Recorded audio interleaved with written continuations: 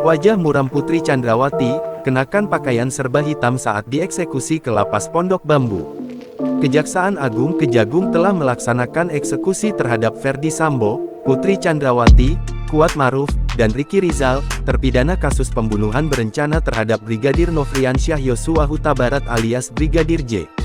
Istri Ferdy Sambo, Putri Chandrawati telah dieksekusi ke Lapas Pondok Bambu, Jakarta Timur, Rabu, tanggal 23 Agustus tahun 2023.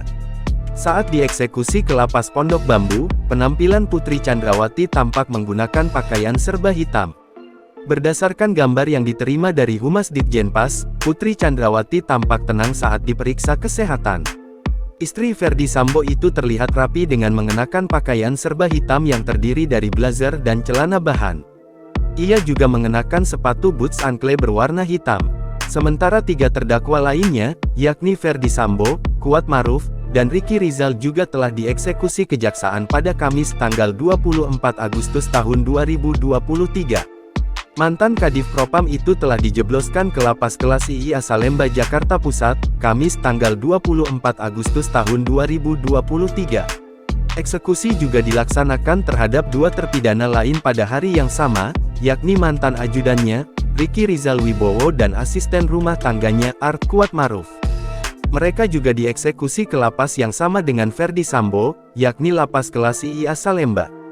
Sebagai informasi, terkait perkara ini sebelumnya, Mahkamah Agung telah menerbitkan putusan kasasi pada Selasa tanggal 8 Agustus tahun 2023. Dalam amar putusan kasasi perkara pembunuhan berencana terhadap Brigadir Yosua, Mahkamah Agung telah meringankan vonis bagi 4 terdakwa yang kini telah menjadi terpidana, yakni Ferdy Sambo, Putri Chandrawati, Kuat Maruf, dan Ricky Rizal.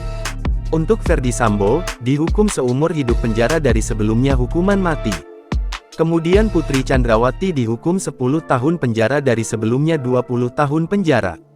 Adapun asisten rumah tangganya, Kuat Maruf memperoleh hukuman 10 tahun penjara dari sebelumnya 15 tahun penjara. Sementara mantan ajudannya, Ricky Rizal dihukum 8 tahun penjara dari sebelumnya 13 tahun penjara. Jangan lupa subscribe, share, komen, dan like ya!